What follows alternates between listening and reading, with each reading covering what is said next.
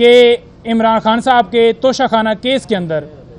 خان صاحب اور بشرا be be کو جو سزا ہوئی تھی وہ اسلام آباد ہائی کورٹ نے معطل کر دی ہے۔ ہم اس وقت سپریم کورٹ کے اندر آئے ہیں اور یہاں پر آ کر جو ہے وہ راستے میں ہمیں جو ہے وہ روک لیا گیا۔ ہمارے وکلاء بھائی ابھی بھی باہر گیٹ کے باہر کھڑے ہیں اور اسلام آباد پولیس کے جو اہلکار یہاں پر موجود تھے انہوں نے کہا جی کہ ان کو اندر جانے کی اجازت نہیں ہے، اور یہ کہتے ہیں جی کہ آپ وکیل ہیں یا نہیں ہیں۔ ہر روز آ کر اس جگہ کے اوپر پیش ہونا، عدالت کے اندر آنا، صرف انہوں نے دیکھا کہ جو ہے عدلیہ کے حق میں نعرے انہوں نے لگائے ہیں وہاں پر، تو شاید اس وجہ سے کہ یہ جو 6 ججز کے حق میں نعرے کہیں یہاں پر نہ لگا دیں یا یہاں پر آ کر 6 ججز کے حق میں کوئی بات نہ کر دیں، تو انہوں نے ہمارے دیگر بھائیوں کو روکا ہے، وہ ابھی نہیں آ سکے۔ اور میں آپ کو یہ بتانا چاہتا ہوں کہ کل ہم دوبارہ اسلام آباد ہائی کورٹ سے سپریم کورٹ کی طرف آئیں گے اور یہاں آ کر اپنا موقف جو ہے وہ آپ کے سامنے رکھیں گے۔ آج بھی ہمارا موقف کلیئر ہے کہ 7 رکنی بینچ بنایا گیا ہے، تو ہم یہ مطالبہ کرتے ہیں کہ فل کورٹ بنائی جائے، پک اینڈ چوز والا جو معاملہ ہے وہ نہ کیا جائے۔ جب 6 ججز نے سپریم کورٹ کو یہ خط لکھا تھا سپریم جوڈیشل کونسل کو، تو اس وقت قاضی صاحب کو چاہیے تھا کہ 100 موٹو لیتے ہوئے فل کورٹ بناتے، اور جن ایجنسیوں کے اہلکاروں کی طرف سے دھمکیاں ملی ہیں ان ججز کو ان کو بھی بلایا جاتا اور یہاں پر لائیو پروسیڈنگز دکھائی جاتی۔ ایسے شخص کو بلا لیا گیا، ایسے شخص کے ساتھ ملاقات کی گئی جو فارم 45 کے مطابق ہارا ہوا ہے، فارم 47 کے اندر دھاندلی کر کے وہ سلیکٹ ہوا ہے۔ اس شخص کو جس کے خلاف ہم ججز کے گریوینسز ہیں، انہوں نے کہا کہ انتظامیہ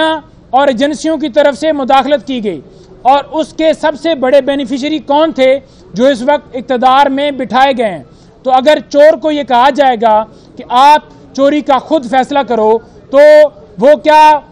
جو ہے وہ میرٹ کے اوپر فیصلہ کرے گا؟ کیا کبھی پاکستان میں ایسے ہوا ہے کہ قاتل کو کہا جائے کہ آپ ہی اس قتل کے اوپر فیصلہ کرو کہ آپ خود کو ہی سزا دو؟ تو کیا وہ خود کو سزا دے گا؟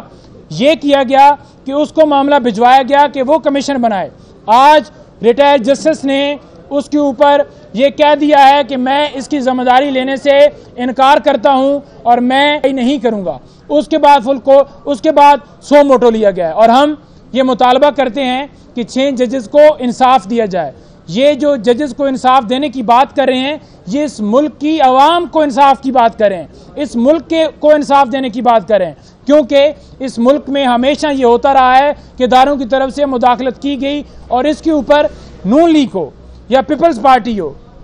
ہمیشہ آپ نے دیکھا کہ انہوں نے ہمیشہ اس وقت یہ کہا کہ فلاں ایجنسی جو ہے وہ ججز کے اوپر پریشرائز اس کو کر رہی ہے۔ آج وہ نہیں بول رہے۔ وہ کیوں نہیں بول رہے؟ کیونکہ اس کے سب سے بینیفیشری بڑے وہ ہیں، اور اس کے بینیفیشری ہونے کی وجہ سے وہ اس کے اوپر خاموش ہیں اور کہہ رہے ہیں جی کہ کمیشن بنایا جائے گا۔ آئین میں بڑا واضح ہے، انتظامیہ اور عدلیہ 2 الگ الگ ستون ہیں ریاست کے،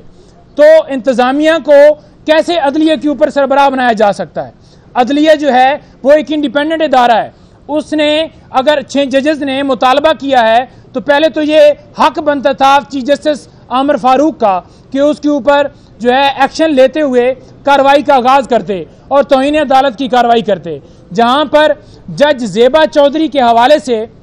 عمران خان صاحب نے یہ کہا تھا کہ ہم اس کے اوپر ایکشن لیں گے، تو عمران خان صاحب کے اوپر توہین عدالت کی کارروائی جو ہے وہ کر دی گئی تھی، اور چیف جسٹس اس وقت کے جو تھے عطر من اللہ صاحب، انہوں نے 100 موٹو لیتے ہوئے ان کے خلاف توہین عدالت کی کارروائی شروع کر دی تھی،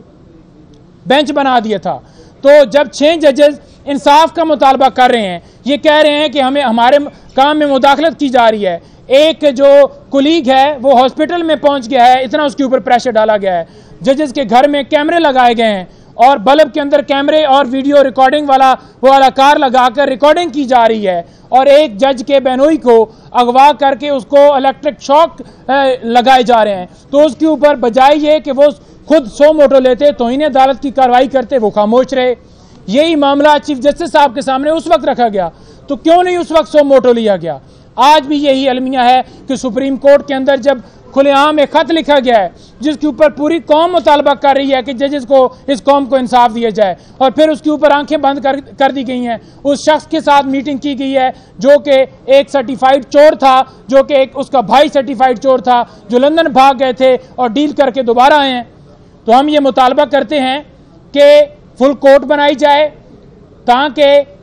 جو ہے وہ انصاف جو ہے وہ فراہم کیا جائے، اور ٹرانسپیرنٹ طریقے سے کیمرے لائیو پروسیڈنگ کر کے تاکہ پوری دنیا دیکھے۔ دوسرے نمبر پر عمران خان صاحب کی رہائی کا مطالبہ کرتے ہیں۔ عمران خان صاحب کی رہائی کا کیوں مطالبہ کرتے ہیں؟ یہ تمام مقدمات ہیں جو عمران خان صاحب کے خلاف چلائے گئے، سزائیں دی گئیں، ان کے خلاف ٹرائل خفیہ طریقے سے کیا گیا، عدت کے دوران نکاح والا کیس ہو، توشہ خانہ کیس ہو، سائفر کیس ہو یا کوئی اور کیس ہو، تو یہ تمام کیسز کے اندر خان صاحب کو جو سزائیں سنائی گئی ہیں، جس طرح سے ٹرائل کیے گئے ہیں، جو 200 کیسز خان صاحب کے اوپر بنائے گئے ہیں، جس میں 9 مئی والا بھی سارا انسیڈنٹ جو کروایا گیا ہے، یہ سارے جو کیسز بنائے گئے ہیں پاکستان تحریک انصاف کے اوپر، خان صاحب کے اوپر، سارے جھوٹے ہیں۔ اور اس کی مور جو ہے وہ ان 6 ججز نے لیٹر کے ذریعے لگا دی ہے کہ ان کے معاملات میں، ان کی پروسیڈنگز کے اندر کس طرح سے مداخلت کی گئی ہے۔ انہوں نے یہ بھی کہا گیا ہے کہ جو لوئر جوڈیشری ہے، وہاں کے ایک جج جو ہیں ان کو ہائی کورٹ میں ٹرانسفر کیا گیا اور وہاں سے پھر انہیں بہاولپور بھیج دیا گیا، ان کے اوپر پریشر ڈالا گیا کہ آپ کارروائی کریں۔ جج ہمایوں دلاور ہوں، طاہر سپرا صاحب ہوں یا قدرت اللہ صاحب ہوں، جج ابو الحسنات صاحب ہوں یا جج بشیر صاحب ہوں، جتنے ججز ہیں ان کے اوپر پریشر اسی طرح سے ڈالا گیا ہے اور پریشر ڈال کے سزائیں دی گئی ہیں۔ کیس بنانا، سزائیں دینا خان صاحب کو یا پاکستان تحریک انصاف کے ورکرز رہنماؤں کو،